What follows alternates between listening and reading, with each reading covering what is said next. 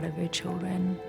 I think they carry such a special piece of her within them. They carry a resilience and a fighting spirit. Dr. Craig unleashed a path of destruction as wide as a tornado and just as devastating. The judge sentenced James Craig to life in prison for murdering Angela.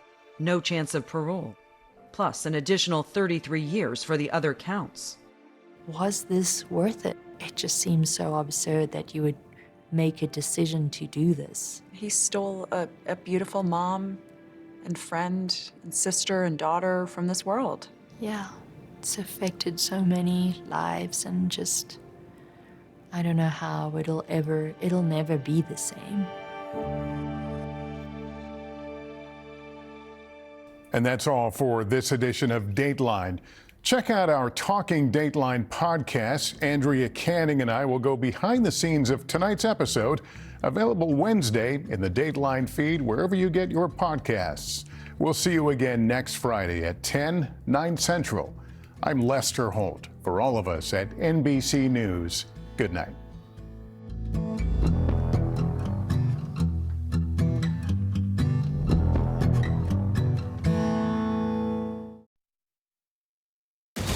NBC4 News at 11 starts with breaking news. That breaking news at 11. We have a wildfire burning in Harupa Valley tonight, and it's forcing families from their homes. Thank you for joining us. I'm Kathy Vara in for Carolyn. This is called the Pyrite Fire. It has now burned at least 200 acres just south of Fontana. NBC4's Macy Jenkins is live in Harupa Valley as crews continue the attack on the fire on the ground and from the air. Macy.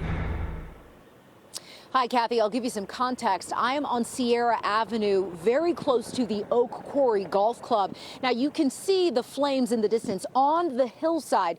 Just about 15 minutes ago, they were much more intense, but this fire is moving around. Now, here's a live look from News Chopper 4, where you can see that the flames have shifted quite a bit. Earlier in the evening, they were on the other side of the hillside. We saw them move on the top of the ridge. Now it appears that they're going back down a little south. That's closer to the 60. But this is still, the flames are still a threat to the neighborhood in Sunnyville. That's where, Sunny Slope. That's the neighborhood closest to the golf club. Earlier, we saw the Riverside County Sheriff's deputies. They were going door to door in the neighborhood, telling people it was time to evacuate. Take a listen. This area is under an evacuation order. For your safety, evacuate the area now.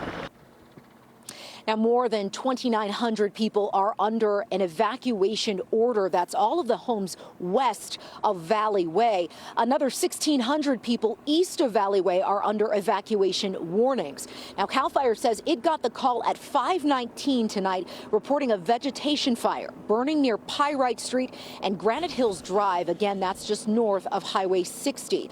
And the flames moved quickly, burning uphill towards the golf club. News Chopper 4 arrived overhead around 8 p.m. You can see flames burning and just a massive amount of smoke filling the air. By 9 p.m., the fire had spread to roughly 200 acres, burning in light, flashy fuels. CAL FIRE working in unified command with Riverside County Sheriff's Department and San Bernardino Fire. Altogether, there are 230 personnel on the scene, 40 fire engines, and 3 night-flying helicopters. Here's CAL FIRE Public Information Officer Jasmine Wood. It's still burning in light flashy fuels as of right now, but the weather is in our favor. We don't have a lot of winds over here, and humidity is working to our advantage. We want everyone to be ready to go, have those go bags, your necessities, your medication, always ready to go. Here at CAL FIRE, Riverside County Fire, it's life over property.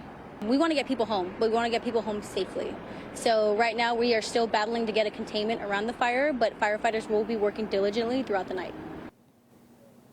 Now, CAL FIRE says it might have dodged a bullet because there have been several fires that have burned in this area on these hills over the last 4 or 5 years. So there is not a lot of dense vegetation. Again, light, flashy fuels, and the winds are not that bad.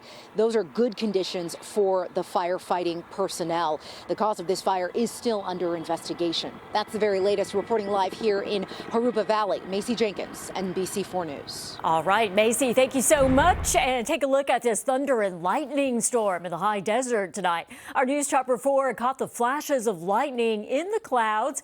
This is near Barstow. Meteorologist Shauna Mendiola is here with a check of the first alert forecast. Shauna. And things have really quieted down, Kathy. We did see the potential for that chance in the deserts and mountains, but nothing here locally. We are looking at a quiet night and temperatures have cooled. We've already got some 60s out there. So big change from yesterday at this time where we're seeing a little bit of light wind. So towards the Inland Empire where we're seeing that fire in Harupa Valley, not much wind at all. So that should help firefighters tonight. And another thing is that we've got marine layer coming in and that will increase the humidity in the atmosphere as well as that cool down on the way. So temperatures already at least 3 to 4 degrees cooler than average. And compared to this time yesterday, we're about 10 degrees cooler in Lancaster. So huge changes there. All right, here's what you can expect this weekend and into next week. We've got the marine layer back in the forecast, which we had this morning. It was patchy in some areas, so it quickly cleared by mid-morning, but it was enough to start to bring those temperatures down. It's going to be a quiet weekend overall with temperatures near or at average. We will continue to see a bigger cool down next week, though, with more of the marine layer and cooler air on the way. I'll show you what those temperatures look like. It's going to feel a lot nicer here next week, especially with that cooler air in place and drier air in place. Because remember, it was a little bit muggy here earlier this week. All right, that and more coming up. Kathy, back to you. All right, thank you, Shauna.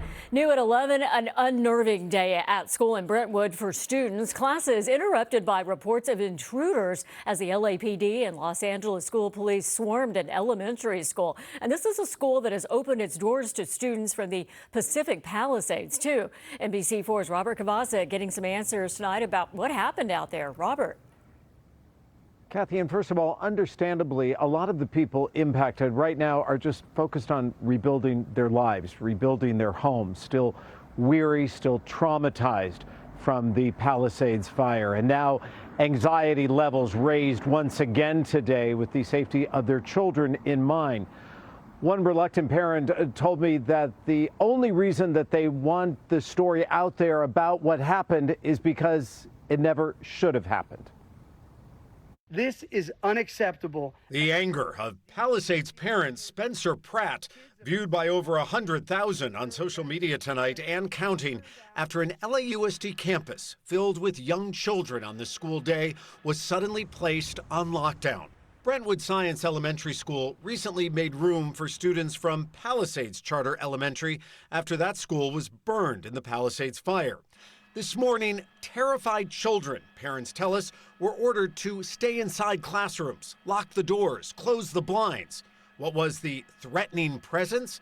The principal of Palisades Charter explaining to parents the lockdown made out of an abundance of caution because we had an incident involving an individual who had entered a nearby building which is not part of our campus, but that is LAUSD property. And when law enforcement swept into that nearby building, they found not one, but two people.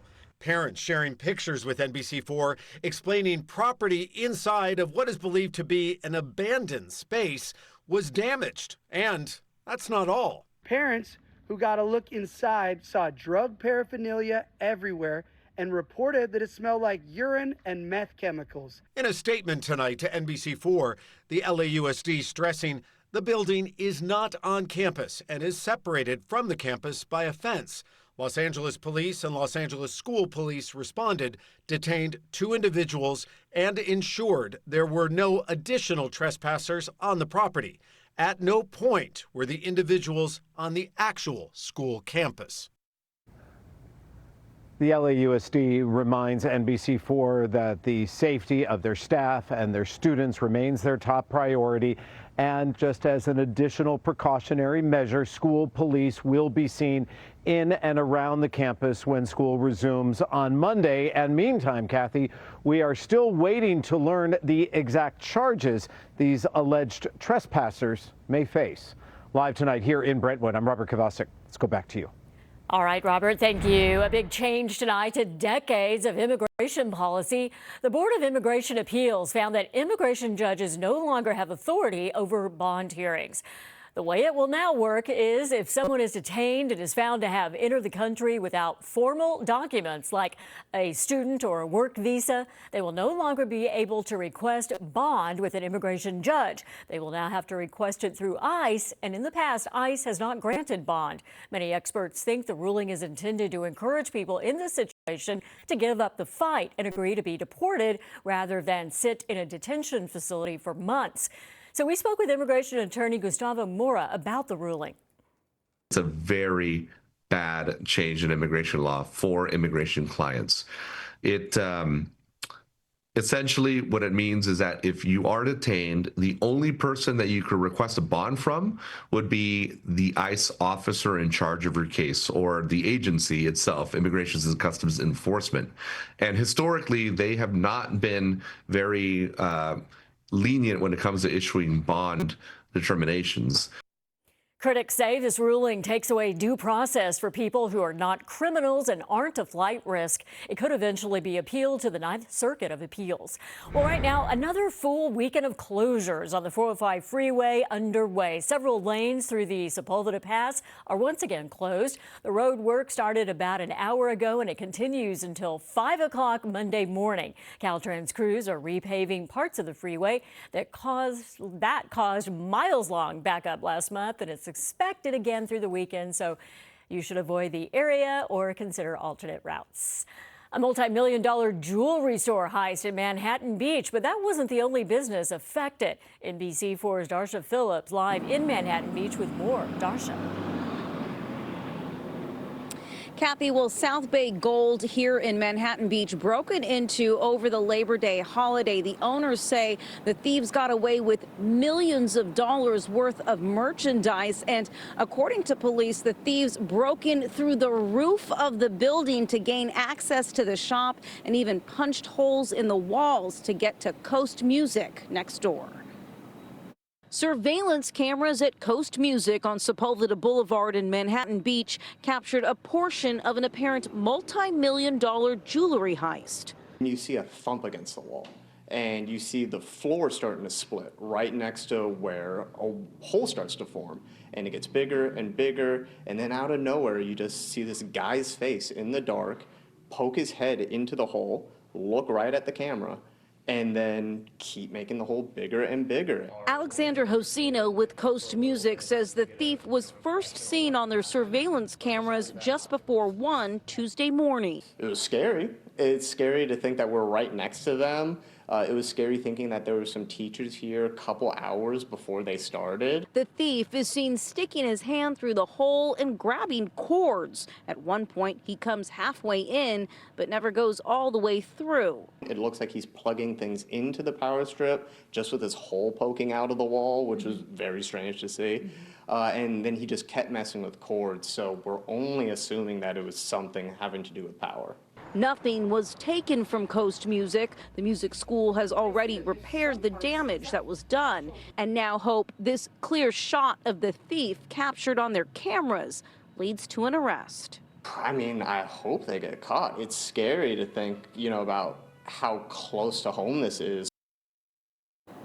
And Kathy, Manhattan Beach police are investigating. They're asking nearby businesses to look at their surveillance cameras and search for footage to see if the thieves were fleeing or coming into the location. Reporting live from Manhattan Beach, I'm Darsha Phillips, NBC4 News. Darsha, thank you. Coming up next, more business break-ins to show you tonight. This time,